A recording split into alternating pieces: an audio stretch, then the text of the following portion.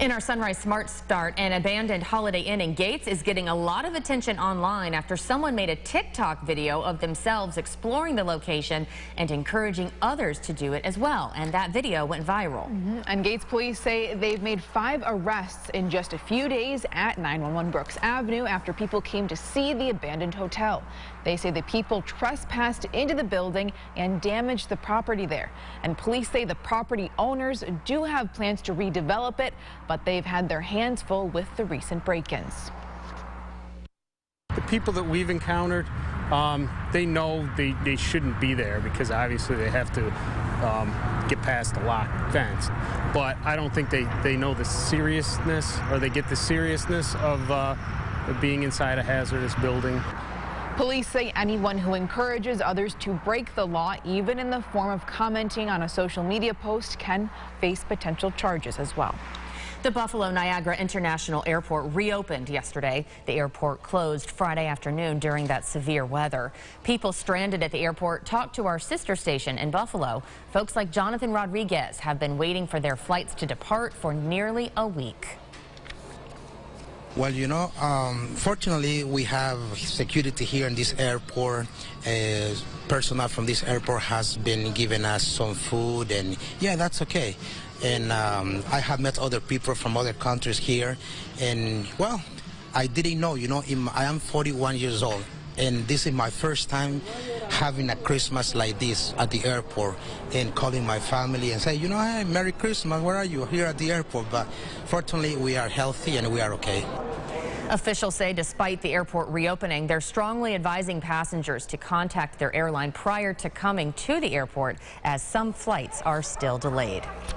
And all major state highways in western New York are now open. State routes 5, 33, and 198, plus the Erie County portions of I-90 are fully open. The travel ban in Erie County has been fully lifted as well, and portions of the county are still under a travel advisory. To help Buffalo in this time of need, organizations from Rochester are sending in supplies. Essential supplies like non-perishable food, first aid kits, hygiene products, baby formula, clothing, shovels, flashlights, and batteries. Justin Morris is founder of Untrapped Ministries, and he explains why they're doing this. Buffalo, New York, as we all know, is hit with a major atrocity, national disaster, and we want to be of service, being that we're an hour away. And when you see a instance like this, you know, you got to try to figure out what can we do here in Rochester to assist them in their time of need. The Red Cross is also always looking for donations and say they are ready to send help in whenever it's needed. The state has expanded its investigation into billing irregularities at RG&E. This in response to numerous stories and billing complaints we have been bringing you since February. The State Department of Public Service announcing it's taking more steps to hold the utility accountable. We're told a big part of this investigation will be hearing from customers directly in a series of public forums. When we have more details about when those public hearings will happen, we of course will bring them to you. With 2022 drawing to a close, Mayor Malik Evans gave his end-of-the-year review yesterday. One of the first topics he addressed was violence, saying homicides are down 5% and shootings down 15%. Mayor Evans says 800 illegal guns were taken off the streets this year.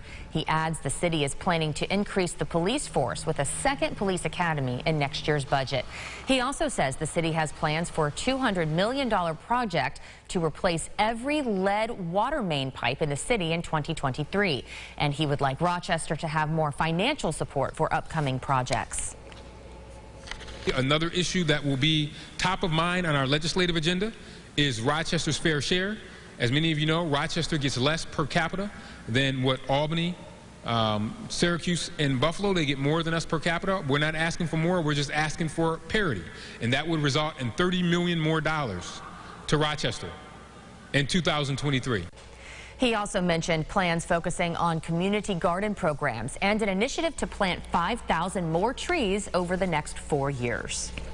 New this morning, a man shot last night around 10:45 and now at Strong Hospital for non-life-threatening injuries. Police tell us this happened on Cameron Street. The victim is a 27-year-old man who was shot in the lower body, and police are asking anyone with information to call 911. All right, 6:51 right now, and a lot of folks have this week off, but if you are heading out the door, you might not have to layer up as much as usual, right, James? No, not bad at all. In fact, I think a lot of people enjoy getting out and running in this weather because it's pretty comfortable, I would say, for this time of year. You look at the calendar, you don't think, okay, yeah, mid-30s and mid-40s. No, you think teens, 20s. We even have some sunshine out there, which is nice as well. No chance for any rain really today, but those chances do start to ramp up as we get later in the work week and I should say the end of the year. That's right, just a couple more days left of 2022. We'll wrap it up with the 8-day forecast at the end of the show. KCML. All right, James, thank you. Taking one last look at the roads in Sunrise this morning. We do have a new accident in Rochester on St. Paul Street at Route 33 Main Street. If you're heading out the door this morning, you should be fine. I'm not seeing that accident is causing any holdups, and all the main arteries are also running on time, including 390, 490, and 590. Well, the new year is right around the corner, and plenty of folks are deciding on their New Year's resolutions. You could be trying to improve your finances, quitting a bad habit, or one of the most popular is getting more exercise. News 8's Jatara Marsh joins us from the newsroom this morning to share some tips from a personal trainer on how you can stay consistent. Jatara, good morning. Mel, Casey, good morning. Getting more exercise is a common New Year's resolution, and that's confirmed by the International Health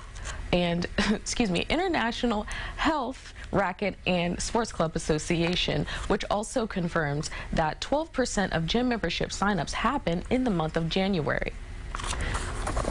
John Hutchings is a personal trainer in the Rochester area who has been in the fitness industry for 25 years. He owned a gym, and then shortly after COVID hit, he had to shut down.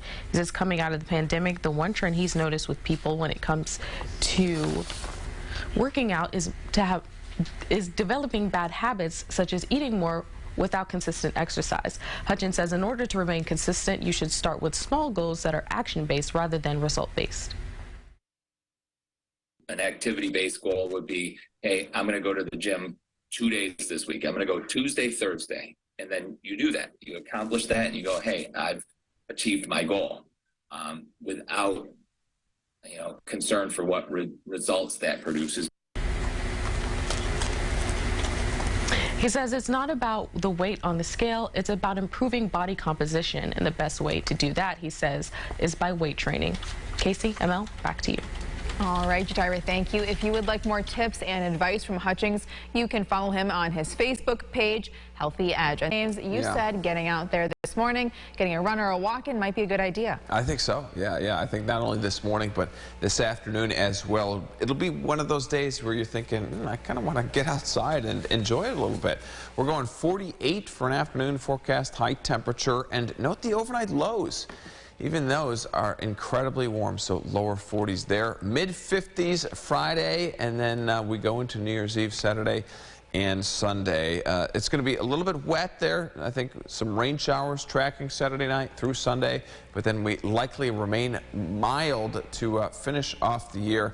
The real question is I'm trying to figure out whether or not I'm going to be able to make it till midnight Saturday night. It's 50-50 at this point. I'm hopeful maybe an extra cup of coffee in the afternoon can get me there, but even that, I don't know, can stop the fatigue Saturday night. Listen, I'm going to say right now, I'm not doing it. It's tough in general. For those of us whose normal work days start at, 2:30, 3 o'clock, Right. Yeah. it's really hard. I don't think it's happening.